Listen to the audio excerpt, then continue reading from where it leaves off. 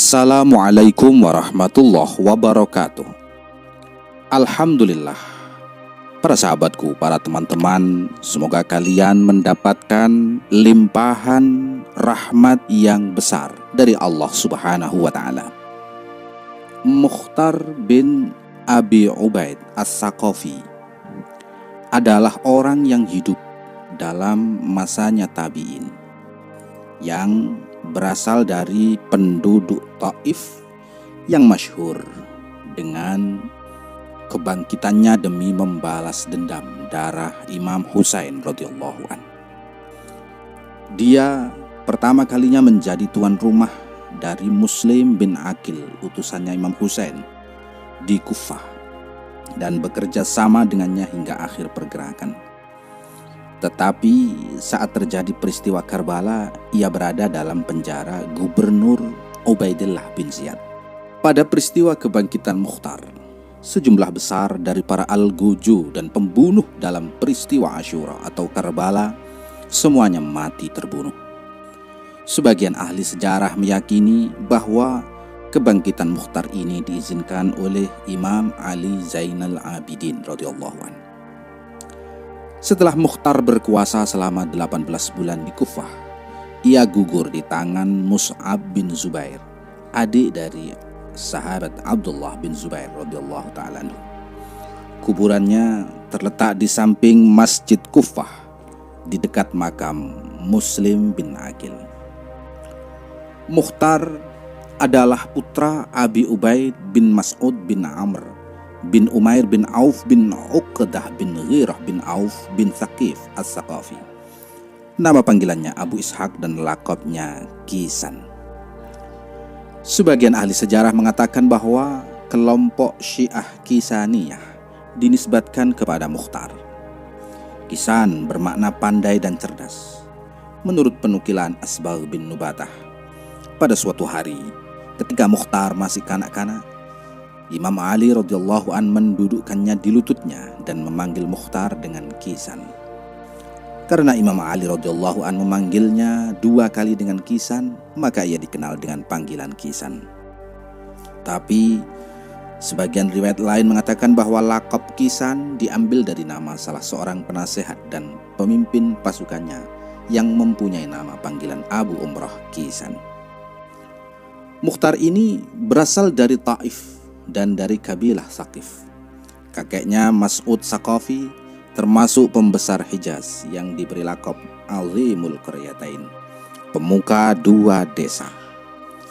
Ayahnya Abu Ubaid As-Saqafi termasuk dari pembesar sahabat Nabi SAW yang setelah Nabi wafat, Abu Ubaid ini terbunuh pada perang Jisr, salah satu perang Qadisiyah di zaman sahabat Umar bin Khattab. Ibunya adalah Dumah binti Amr bin Wahab yang disebut oleh Ibnu Taifur sebagai ahli retorika dan bahasa. Pamannya Sa'ad bin Mas'ud As-Saqafi diangkat menjadi gubernur Madain oleh Imam Ali radhiyallahu anhu. Saudara-saudaranya yang bernama Wahab bin Abu Ubaid, Malik bin Abu Ubaid dan Jabir bin Abu Ubaid yang mati terbunuh bersama ayah mereka di perang Jisr. Mukhtar ini lahir pada tahun 1 Hijriah. Tidak ada informasi akurat mengenai masa kecil Mukhtar, dan kebanyakan informasi yang berkenan dengannya berhubungan dengan masa kebangkitan dan peristiwa balas dendam darah Imam Husain radhiyallahu an. Oleh karenanya jarang dinukil riwayat tentang realita-realita yang bersifat pribadi. Diterangkan bahwa Mukhtar pada umur 13 tahun pernah ikut serta dalam peristiwa Jisr. Pada peristiwa ini dia kehilangan ayah dan saudara-saudaranya. Meskipun pada waktu ini dia berusia muda dan bersikeras terjun ke medan laga, tetapi pamannya Sa'ad bin Mas'ud mencegahnya. Sa'ad bin Mas'ud As-Saqafi, paman Mukhtar, diangkat menjadi hakim Madain oleh Imam Ali radhiyallahu anhu. Ketika Sa'ad berseteru dengan Khawarij, ia mengangkat Mukhtar sebagai penggantinya di Madain dan keluar berperang melawan Khawarij. Di dalam kitab Tarikh Rusul wal Muluk, karya Imam At-Tabari, dijelaskan pasca syahadah Imam Ali radhiyallahu an, Imam Hasan radhiyallahu an putra Imam Ali dalam satu peperangan melawan Muawiyah dan pengkhianatan sebagian sahabatnya, beliau Imam Hasan radhiyallahu an berlindung ke Madain. Imam Hasan radhiyallahu an pergi ke rumah Sa'ad bin Mas'ud As-Saqafi, paman Mukhtar. Saat mendapatkan pemerintahan Madain, orang-orangnya dari pihak Imam Husain radhiyallahu an. Menurut sebuah penukilan, Mukhtar berkata kepada Sa'ad, "Apakah Anda ingin kekayaan dan kemuliaan?" "Lah terus bagaimana caranya?" tanya Sa'ad. "Ya, tangkaplah Hasan radhiyallahu an dan serahkan kepada Muawiyah. Saat itu ambillah segala apa yang Anda inginkan." Lalu Sa'ad pun langsung marah kepada ponakannya itu. "Semoga Allah mengutukmu, hai Mukhtar. Kau lelaki macam apa? Bagaimana mungkin aku menyerahkan putra dari putri Muhammad SAW kepada musuhnya?" Kisah ini menurut Ayatullah Khuwi, salah satu ulama Syiah, meyakini bahwa riwayat ini tidak bisa diterima disebabkan riwayat tersebut dinukil secara mursal. Dia menambahkan dengan asumsi kesahihan sanadnya juga dapat dikatakan bahwa Mukhtar tidak serius dalam ucapannya, hanya dia ingin mengetahui pandangan pamannya. Sayyid Muhsin Al-Amin, juga orang Syiah, berkeyakinan bahwa Mukhtar bermaksud menguji pamannya. Muhammad bin Ahmad Az-Zahabi atau yang dikenal dengan nama Imam Az-Zahabi dalam kitab Syiaru A'lamin Nubala menerangkan kegiatan Mukhtar pada masa khilafah Muawiyah ini menguntungkan Imam Husain radhiyallahu an. Dalam keterangan ini dimuat bahwa Mukhtar pada masa Muawiyah pergi ke Basrah dan mengajak masyarakat kepada Imam Husain radhiyallahu an. Pada waktu itu Ubaidillah bin Ziyad yang diangkat menjadi hakim Basrah oleh Muawiyah menangkap Mukhtar dan mencambuknya 100 kali. Setelah itu Mukhtar diasingkan ke Taif.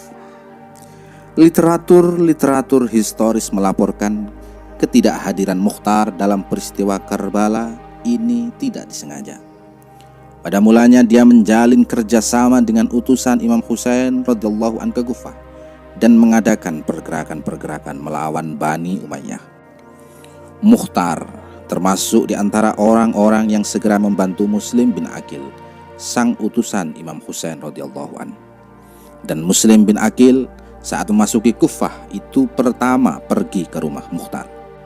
Namun setelah Ubaidillah bin Ziyad, gubernur Kufah saat itu, mengetahui tempat Muslim pindah tempat ke rumah Hani bin Urwah. Laporan-laporan historis melaporkan bahwa Mukhtar berupaya membantu Muslim bin Aqil. Tetapi pada hari kesyahidan Muslim, dia pergi ke Qatarniyah, sebuah daerah di luar Kufah, untuk mengumpulkan pasukan. Dan tatkala sampai di Kufah, Muslim dan Hani telah gugur sebagai syahid. Setelah kesyahidan Muslim bin Aqil, Ibnu Ziyad hendak membunuh Mukhtar, yang atas perantara Amr bin Haris dia pun mendapat perlindungan. Seketika itu Ibnu Ziyad memukuli mata Mukhtar dan melukainya serta menjebloskannya ke dalam penjara.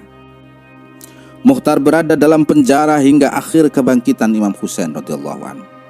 Melihat kepala Imam Husain radhiyallahu an, tatkala para tawanan masuk Kufah, Ibnu Ziyad menghadirkan para tahanan, termasuk di dalamnya Mukhtar, untuk melihat para tawanan.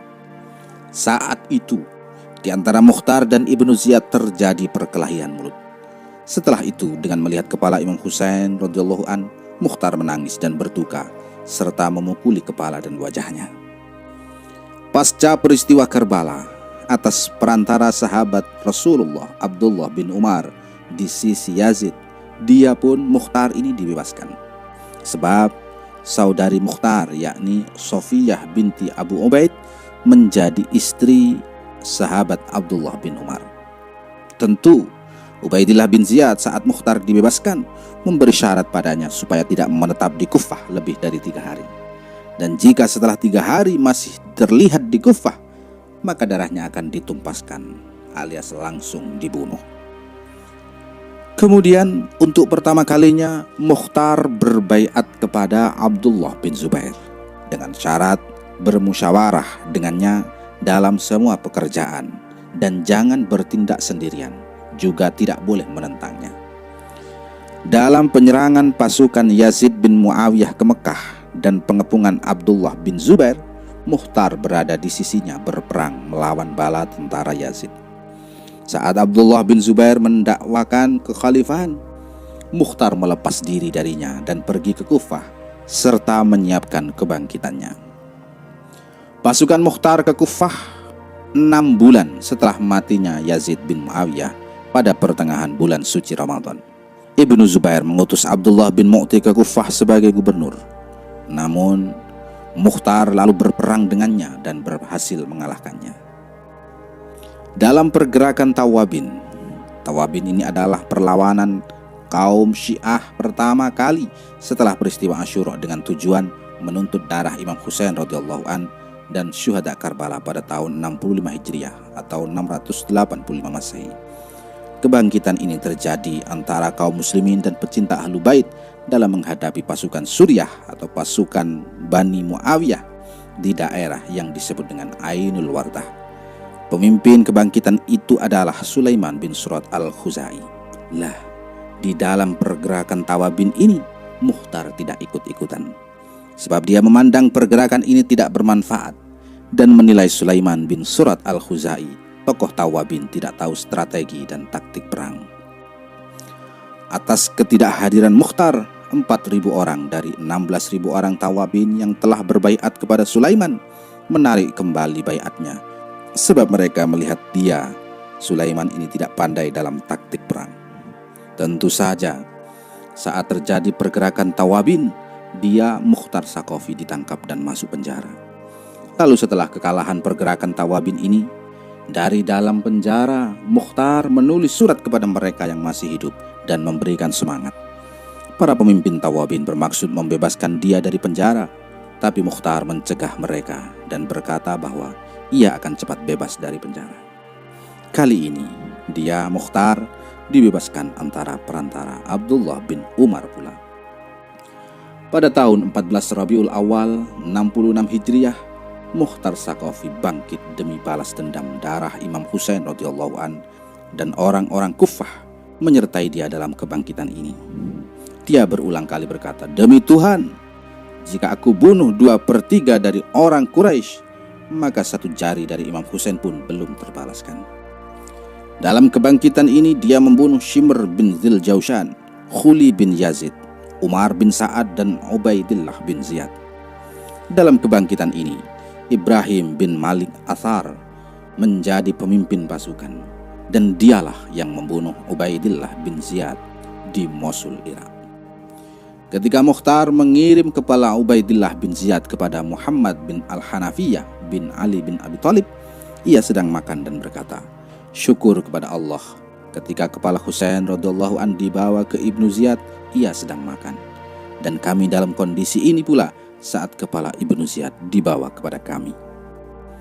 Setelah 18 bulan Mukhtar berkuasa dan berperang melawan 3 kelompok penguasa, yakni pasukan Marwan bin Hakam di Syam, pasukan Abdullah bin Zubair di Hijaz, dan para bangsawan Kufah, akhirnya Mukhtar As-Saqafi ini terbunuh di tangan Mus'ab bin Zubair, adik dari Abdullah bin Zubair, pada 14 Ramadan tahun 67 Hijriah, pada usianya yang ke-67.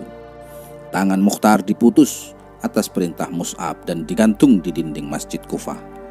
Ketika Hajjaj bin Yusuf menguasai Kufah, karena mereka berdua berasal dari kabilah Saqif, kabilah yang sama, ia pun Hajjaj menyuruh supaya tangan itu dipendam. Setelah Mukhtar wafat, para pendukungnya yang berjumlah 6.000 orang yang diblokade di istana menyerahkan diri.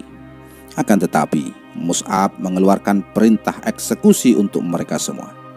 Tindakan ini begitu menyeramkan sehingga Abdullah bin Umar bin Khattab berkata kepada Mus'ab saat melihatnya, "Seandainya 6.000 orang ini kambing-kambing ayahmu, maka engkau tidak boleh melakukan ini." Para sahabatku rahimakumullah, ada 2 bentuk riwayat mengenai Mukhtar ini. Sebagian riwayat menyanjung Mukhtar dan sebagian lagi mencelanya. Mukhtar dalam pandangan ulama Syiah Imamiyah, ada yang pro, ada yang mendukung, ada juga yang tak memberikan komentarnya. Namun Mukhtar dalam pandangan ulama Ahlu Sunnah wal Jamaah sebagai berikut. Ibnu Asir dalam kitab Usudul Ghabah mencela Mukhtar dan tidak menerima riwayat-riwayatnya. Bahkan ada satu hadis Nabi SAW yang mendiskreditkannya, di mana beliau Rasulullah bersabda, "Saqif pembohong dan pelaku kriminal akan muncul." Perawi hadis ini adalah Asma putri Abu Bakar, ibunya Abdullah bin Zubair. Menurut penuturan Asma, maksud pembohong dalam riwayat ini adalah Mukhtar.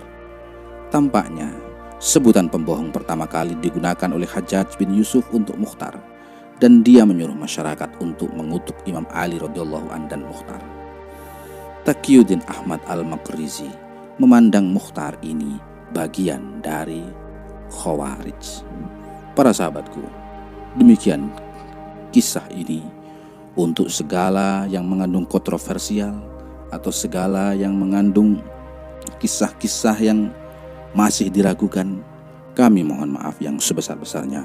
Wallahu a'lam bishawab. Wassalamualaikum warahmatullahi wabarakatuh.